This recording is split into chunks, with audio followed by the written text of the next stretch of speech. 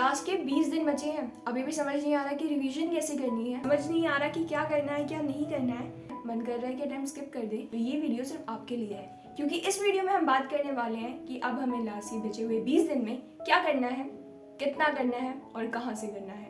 इसके अलावा हम बात करेंगे 3 ऐसी गलतियों की जो आप करेंगे, हाँ आप करेंगे और अब आपको नहीं करनी है, और एक बोनस टिप मेरी तरफ से सिर्फ आपके लिए। तो वीडियो को गलती से भी स्किप मत करना, चाहिए तो वीडियो की स्पीड बढ़ा दो।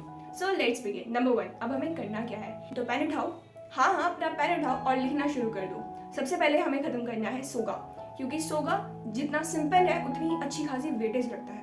तो सबसे पहले आपको 3 दिन में सोगा खत्म करना है, उसके बाद 3 दिन में आपको इंडियन पार्टनरशिप एक्ट खत्म करना है, उसके बाद 3 दिन आपको मिलेंगे कम्युनिटीज एक्ट खत्म करने के लिए, उसके बाद आपको LLP करना है 1 दिन में, 2 दिन आपको नेगोशिएबल इंस्ट्रूमेंट करना है। और जब आप इतना कर लोगे तो आप अपने 80 मार्क्स का सिलेबस कवर कर चुके हो। लेकिन अभी भी कुछ है जो आपको करना बाकी है, और वो है इंडियन कॉन्ट्रैक्ट एक्ट और रेगुलेटरी फ्रेमवर्क। अब ये कैसे करना है, देखो जब तक आप ये सब कुछ करोगे मेरे बताए हुए टाइमलाइन के हिसाब से, या फिर अगर आपने कुछ किया है तो आप इसमें ऊपर नीचे कर सकते हो, तो अब तक हो जाएगी 1 जनवरी। और अब आपको सिलेबस खत्म करना है 6 तारीख तक, चाहे कुछ भी हो जाए, क्योंकि 6 तारीख के बाद आप चैप्टर वाइज नहीं करोगे, आप यूनिट वाइज नहीं करोगे, आप पूरा सिलेबस रिवाइज करोगे। इसलिए 6 तारीख तक आपकी टाइमलाइन होनी चाहिए। अब आपके पास 5 दिन का टाइम बचा है, तो 5 दिन में आपको चैप्टर 1 और चैप्टर 2 दोनों करने हैं। चैप्टर 1 में तो हार्डली कुछ घंटे ही लगेंगे, क्योंकि वो बहुत सिंपल टॉपिक है। लेकिन इंडियन कॉन्ट्रैक्ट एक्ट, अभी ना ये वीडियो देखने वाले 2 टाइप के लोग होंगे, जिन्होंने इंडियन कॉन्ट्रैक्ट एक्ट किया है और जिन्होंने नहीं किया।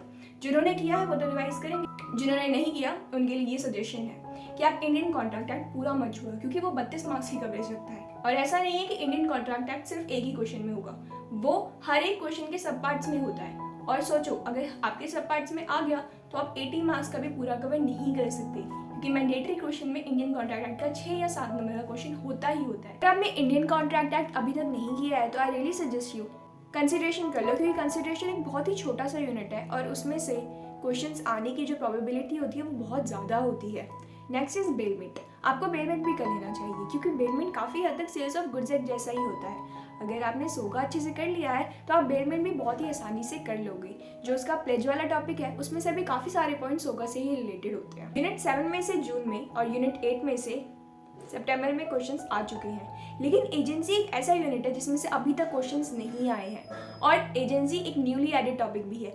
हो सकता है कि जनवरी में एजेंसी में से कोई क्वेश्चन आ जाए तो आप एजेंसी कर सकते हो, लेकिन एजेंसी एक बहुत ही वास्ट टॉपिक है। तो अगर आपने किया हुआ है तो आप कर लो, अगर आपके पास टाइम है तो उसके में आप थोड़े से आगे वाले पॉइंट्स कर सकते हो, जैसे एजेंसी के कैरेक्टरिस्टिक्स क्या हो गए वगैरह वगैरह। लेकिन अगर आपके पास टाइम नहीं है तो आप उसे इग्नोर भी कर सकते हो।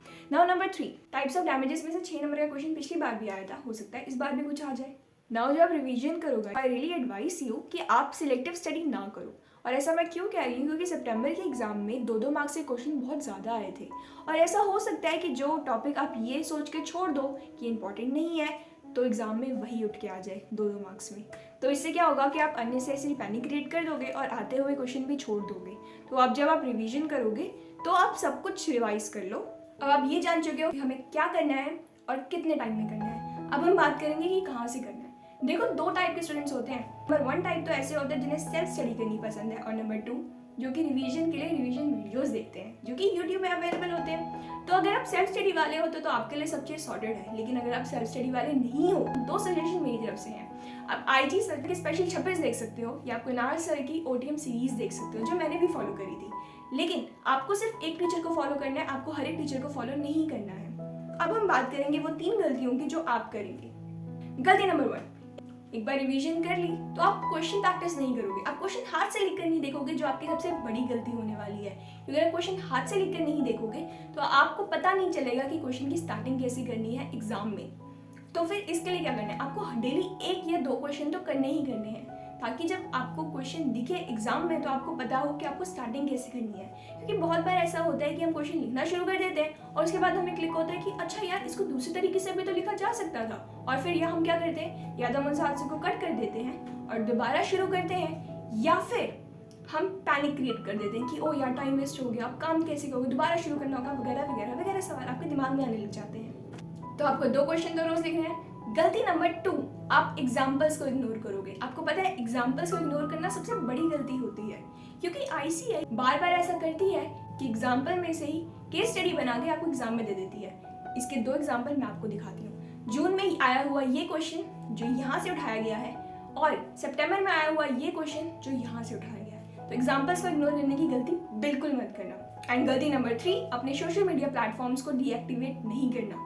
जिन्होंने कर दिया है वेल एंड गुड, और जिन्होंने नहीं किया है आपको पता नहीं है आप अपने लिए कितना बड़ा गड्ढा खोद रहे हो। अगर आप सेशन लगाओगे तो आपको लगेगा अच्छा 5 मिनट का ब्रेक ले लेते हैं, और 5 मिनट का ब्रेक अगर आप सोशल मीडिया पे लोगे आपको पता नहीं चलेगा कि वो 5 मिनट कब 1 से 2 घंटे बन गए। जब आप अपने 1-2 घंटे बर्बाद कर दोगे ना तो आपको रियलाइज होगा कि आपको रिवीजन करनी थी, और फिर आपके दिमाग में ये स्ट्राइक होगा कि चलो छोड़ो यार, कल से रिवीजन कर लेंगे, इतना भी क्या ही जरूरी है।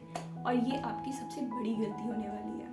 और आई नो कि मैक्सिमम स्टूडेंट्स इसी गलती की वजह से अपने अटेम्प्ट बढ़वाते रहते हैं। नाउ वन बोनस टिप जो मेरी तरफ से आप सबके लिए होगी। जब आप कोई भी रिवीजन करते हैं, वेदर सेल्फ स्टडी या फिर किसी रिवीजन वीडियो से, आपको करना क्या है, आप जैसे ही कोई यूनिट रिवाइज कर लोगे तो आपको बुक बंद करनी है और हमें एक रफ पेज उठाना है और हमें उस पर लिख कर देखना है। देखो आप सब कुछ नहीं भी लिखोगे तब भी चलेगा, आपके दिमाग में सब कुछ चलना चाहिए और आपको सिर्फ इंपॉर्टेंट पॉइंट्स लिखने हैं। उसके बाद ऐसा नहीं है कि आपको सब रिटेन हो जाएगा या आप सब कुछ लिख लोगे, कुछ ऐसी चीज़ें होंगी जो आप भूल जाओगे। तो आपको क्या करना है, उन चीज़ों को दोबारा पढ़ना है और उन चीज़ों पर टिक कर देना है, या फिर उस पर कुछ ऐसा सिंबल लगा देना है कि आपको याद रहे कि आप ये चीज़ें भूले थे, ताकि जब आपको आने वाले 1.5 डेज, आपको तो 3.5 डेज मिल रहे हैं ना, उसमें आप उसे दोबारा रिवाइज कर सको। लग रहा है कि अब आप बिल्कुल तैयार हो अपने एग्जाम्स के लिए, तो लेट मी टेल यू अभी भी एक चीज़ मिसिंग है, और वो क्या है, दैट इज PYQ, RTP और MTP को सॉल्व नहीं करने की दिक्कत। काफ़ी स्टूडेंट्स का लॉ में पास नहीं होने का रीज़न ये होता है कि उन्होंने बहुत सारे टाइप के क्वेश्चंस नहीं देखे होते हैं, और ऐसा तब होता है जब PYQ, RTP और MTP को मिस कर देते हैं।